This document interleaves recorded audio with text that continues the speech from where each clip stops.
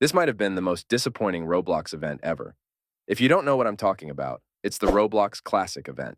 The event lasted for 5 days, which I wish it lasted longer, and it ended a few days ago. There were 15 games participating in the event. It was supposed to be a throwback to the old Roblox, where you could earn ticks, which was the old Roblox currency, and earn these tokens to claim items in the event tracker for doing in-game quests. But it did not go as planned, and everyone was hating on it. But before I start talking about what went wrong, the Roblox Event Hub was actually one of the only good parts.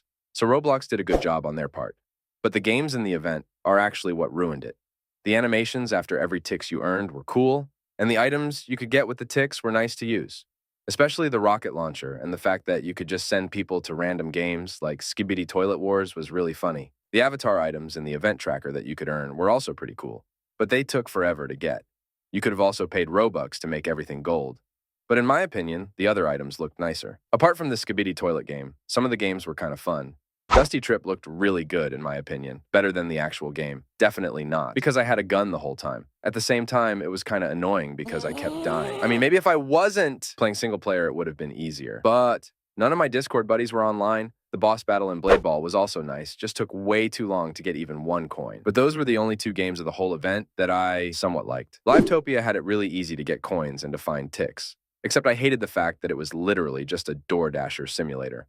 Now, the Restaurant Tycoon game was really annoying to play because of the fact that for 5 tokens you needed to serve 150 customers. But not only that, they needed to be classic customers, so you need to wait a really long time to even get a few. Lucky for me, I already had some progress on the game, so it was easier. But it still took really long, and I didn't even get all the tokens. So the whole game was basically a farming game where you just needed to stay there and wait for a classic customer. Also, it took even longer to get more customers because everyone decided to have a full course meal, dessert, and everything. Anyways, there were leaks for the items that were in the event before they released, and apart from the random Roblox sweater, everyone was excited for the items. They also released 2 bundles for 19k Robux each, which look questionable. During the event, there was this big ticks machine on the map that everyone had to earn ticks to fill it up. After the machine filled to the top, Roblox had an event. At the beginning, the machine exploded and a bunker opened up. Now I thought this event was going to be crazy. These Fortnite events had my expectations high, but it is Roblox. So unfortunately, Travis Scott didn't come out of nowhere and start stomping on you. Anyways,